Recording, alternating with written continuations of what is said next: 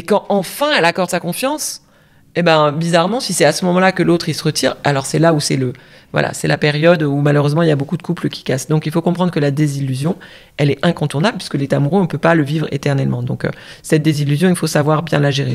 Je pourrais en parler plus longtemps. Si on arrive à traverser cette phase de désillusion, qui est de toute façon très saine, on va rentrer, malheureusement pas dans une phase encore très cool, on va rentrer dans là où stagnent 80% des couples. Il y a une étude aux États-Unis qui a été faite sur 2 millions de couples. Tu as 80% des couples qui ne bougent pas de cette phase, que j'appelle la phase, qu'on peut appeler la phase de lutte de pouvoir, ou la phase en fait où chacun est dans son écosystème de pensée. Moi, ma vie, pour gérer les vacances, pour gérer les enfants, pour gérer le travail, pour gérer une maison, le ménage, le je sais pas quoi. Ça fait beaucoup de sens, donc je vais t'expliquer, toi que j'aime, voilà. Et sauf que lui aussi, il a son écosystème de fonctionnement, et donc il y a toujours un ou deux sujets sur lesquels ça crispe complètement, voilà. Et donc ça peut devenir le modus vivendi de chacun la solidification de son écosystème. Voilà. En fait, c'est ça. Il faut comprendre que ce jeu, il est complètement naturel de préserver son espace. C'est comme si tu étais un adolescent. Tu vois, c'est un adolescent.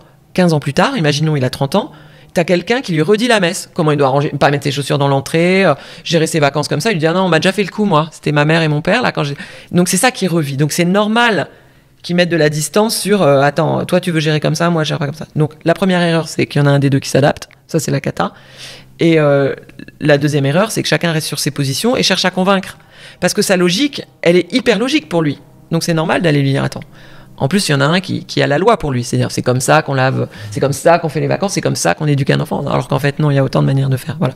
Donc, sortir de ces postures, c'est passionnant, mais il faut comprendre comment sortir.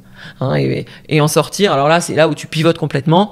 À un moment donné, tu abordes les sujets de friction avec un regard complètement différent où tu rentres dans la connaissance de l'autre. Voilà. Et ensuite, tu passes dans la phase 4. Et la phase 4, c'est une phase où en fait tu remets plus la relation en question à chaque dispute. Tu te dis plus si c'est pas comme ça on se sépare. Voilà.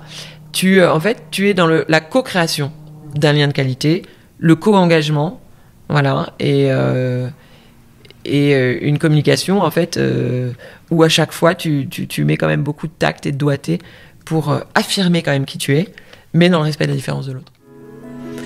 C'est pas si